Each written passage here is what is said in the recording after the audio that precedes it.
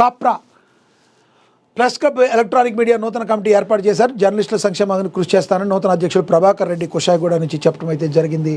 ఇక అదేవిధంగా చూసుకుంటే కారేపల్లి ఐకేపీలో 3 కోట్ల మొండి బకాయిలు, మెట్లగూడెం అక్రమంపై ప్రారంభమైన విచారణ, మహాకథనాలతో విచారణ కదిలిన యంత్రాంగం. అదేవిధంగా అక్రమ ఇసుక రవాణాపై పోలీసుల దాడి, 4 ట్రాక్టర్లు పట్టివేత, మరి అక్రమ ఇసుక గురించి పట్టివేశారని కూడా మరి ప్రచురించారు. ఇక హెల్మెట్ ధరించి ప్రాణాలు కాపాడుకోండి మణుగూరు డిఎస్పీ రవీందర్ రెడ్డి అయితే తెలియజేశారని కూడా ప్రచురించారు. ఇక న్యాయవాది సూర్యానికి భారీ అసోసియేషన్ నివాళి, కుటుంబానికి 1.1 లక్షల ఆర్థిక సాయం అందజేశారు.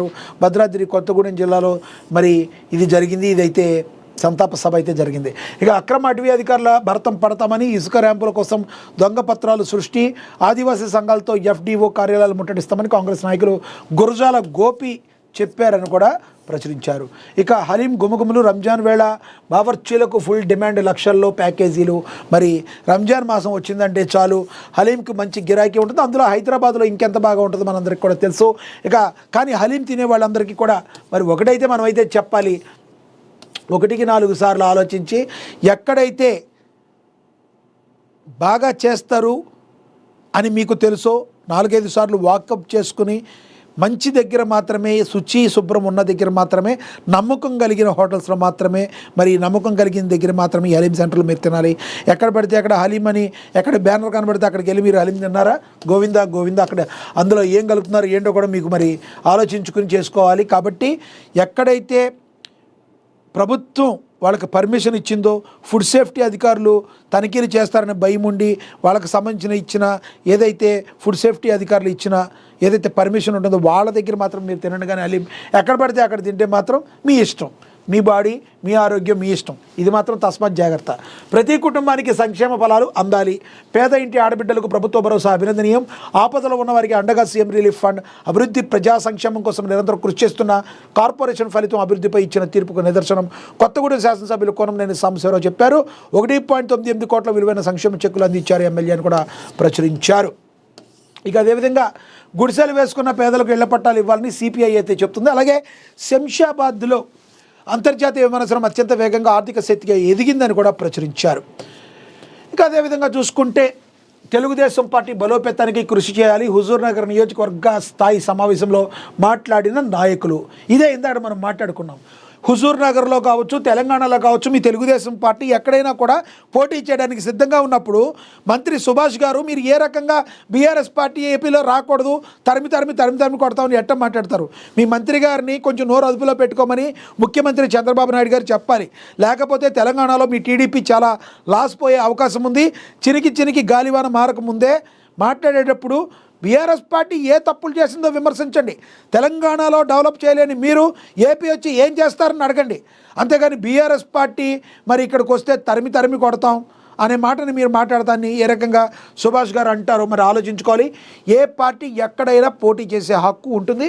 మీ టీడీపీ కూడా అదేవిధంగా ఇక్కడ మరి ముందుకు వెళ్ళే అవకాశం అయితే కనబడుతుంది. కాబట్టి మరి ముఖ్యమంత్రి గారు, సంబంధిత మంత్రిమండలి మంత్రి సుభాష్ గారిని కొంచెం నోరు అదుపులో పెట్టుకునే విధంగా మరి మాట్లాడకపోతే టీడీపీ పార్టీకి నష్టం, అది ఇంకే పార్టీకి నష్టం కాదు.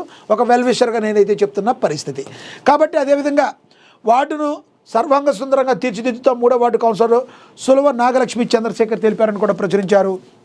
ఓవరాల్గా ఇక తండ్రి కోరిక వల్ల సినిమాల్లోకి ఒక్క మూవీతో నేషనల్ క్రష్గా టాలెంట్ ఉంటే సరిపోదు, ఆవగింజంత అదృష్టం కూడా ఉండాలి. కొందరికి ఫస్ట్ సినిమాతోనే విపరీతమైన పాపులారిటీ వస్తుంది, మరి కొందరికి ఏళ్ళు గడిచిన గుర్తింపు దక్కుతుంది.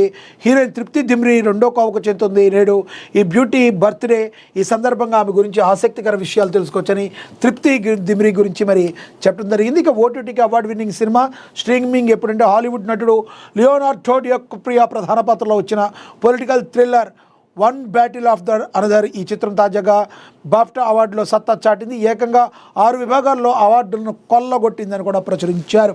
ఇక అదేవిధంగా రాధికా శరత్ కుమార్, థాయ్ కిజ్వి మరి సీనియర్ నటి రాధికా శరత్ కుమార్ ప్రధాన పాత్ర నటిస్తున్న తాజా చిత్రం తాయ్ కిజ్వి. ఈ మూవీలో ఇంతవరకు ముందెన్నడూ కనిపించని లుక్లో రాధిక కనిపించబోతున్నారు. ఈ సినిమాకు శివకుమార్ మురుగేష్ దర్శకత్వం వహించారు. తాజాగా ఈ మూవీ ట్రైలర్ను మేకర్స్ రిలీజ్ చేశారు. ఈ చిత్రాన్ని హీరో శివకార్తికేయన్ నిర్మించారు. ఈ చిత్రంలో రాధికా శరత్ కుమార్ వృద్ధురాలుగా కనిపిస్తున్నారు. ఇప్పటికే షూటింగ్ పూర్తయిన చిత్రం 27న థియేటర్లో సందడి చెయ్యనుంది. ఇక తృప్తి దిమిరి ఎవరైతే ఉన్నారో యూత్ క్రష్ అని మరి ఒక అవకాశాలు లేనప్పుడు ఏ రకంగా ఉందని అనుకోకుండా సినిమాల్లోకి ఎలా వచ్చిందని ఈ గురించి కూడా ప్రచురించారు. ఇక అదేవిధంగా ఆంధ్రజ్యోతి చూద్దాం ఏం ప్రచురించారు. సుబ్రహ్మణ్యేశ్వర స్వామికి ఎదురు దెబ్బ. ఏకసభ్య కమిటీపై పిటిషన్ కొట్టివేసిన సుప్రీం. నేర విచారణ, బాధ్యుల నిర్ధారణ వేరువేరు అంశాలు. సిట్ దర్యాప్తు, ప్రభుత్వ విచారణ మధ్య వైరుధ్యం లేదు. పాలనా లోపాలపై విచారణకు రాష్ట్రం ఆదేశించవచ్చు.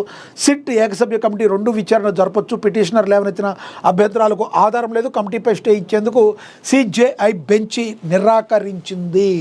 ఇక అదేవిధంగా కల్తీ బాధ్యులను కాపాడేందుకు పిటిషన్ దురుద్దేశంతోనే వేశారు. కల్తీ నెయ్యి వ్యవహారంలో గతంలోనూ పిల్ బాధ్యులను కాపాడేందుకు పాలనా చర్యలు నీరుగార్చాలను చూస్తున్నారని లోద్రా అయితే వాదన వినిపించారు. సిట్ బృందం విచారణ పూర్తి చేసి ఛార్జ్షీట్తో పాటు